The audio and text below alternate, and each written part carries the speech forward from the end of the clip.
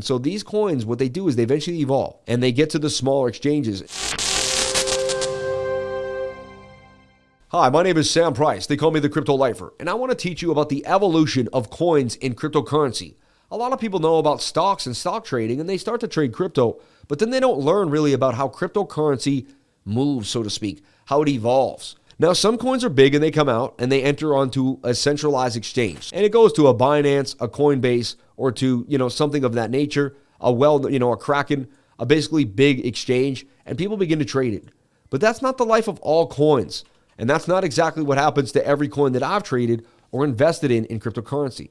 Number one, I want to make it clear that I am not a financial advisor, and nothing I say and do here should be taken as financial advice, but I am going to describe aspects of the cryptocurrency ecosystems for you so that you can better understand this new paradigm and the way in which, Web3 finance is going to form. When we look at this closely and we deep dive the token, or how a token moves, or a coin, anything in cryptocurrency, a project comes out, right? People come together and they sit and they talk. A third person comes in, then they usually find the crew, and next thing you know, they have a team.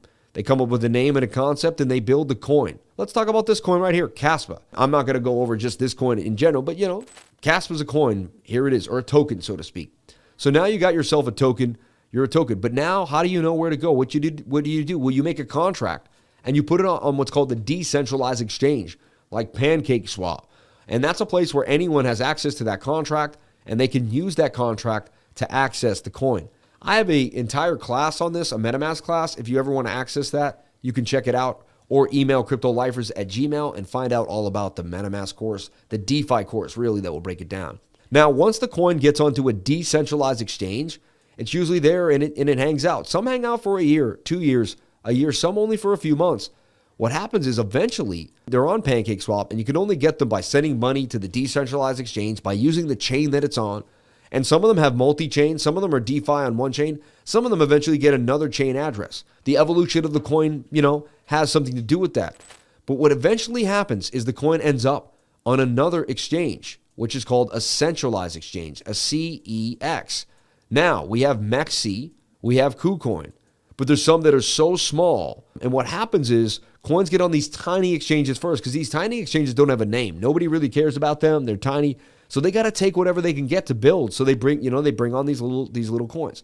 Now, this does bring risk, because in this fishy area, there's a lot of shadiness and rug pulls and coins that really don't have the substantiability. But a lot of coins that eventually become big is just like a star that is a small star that eventually evolves to be the hot sun.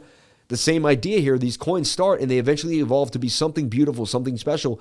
And just because a coin starts down here in the beginnings stages of all this evolution doesn't mean it doesn't become the next big coin or the next big thing that could really actually rock your world.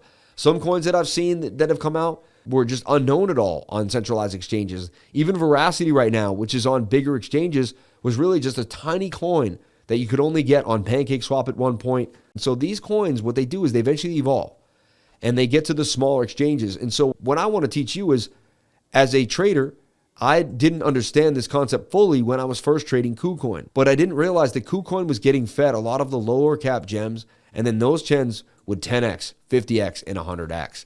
This is how I would get into Gala early, Blocktopia early, and all these coins that most people never heard about that would eventually do huge numbers and make huge moves. Even EXRD that went from 9 cents to 45 cents in basically under 2 weeks.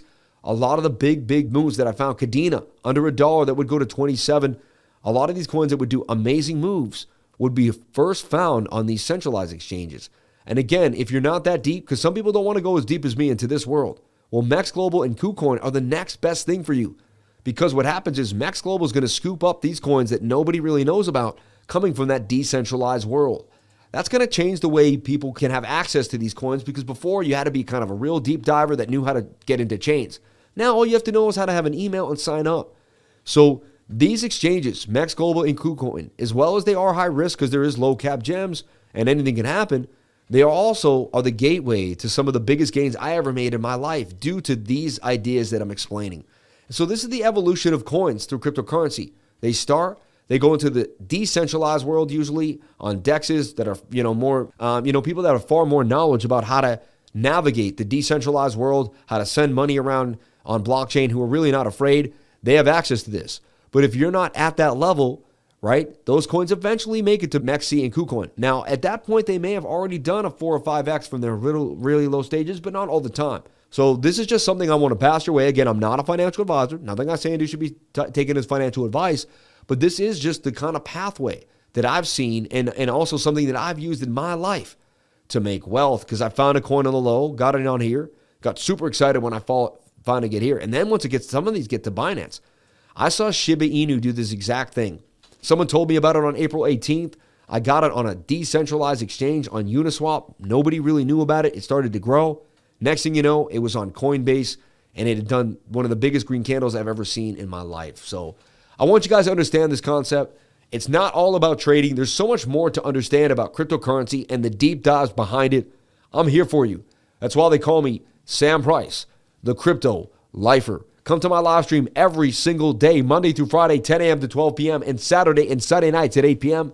I can't wait to bring you awesome data and information just like this.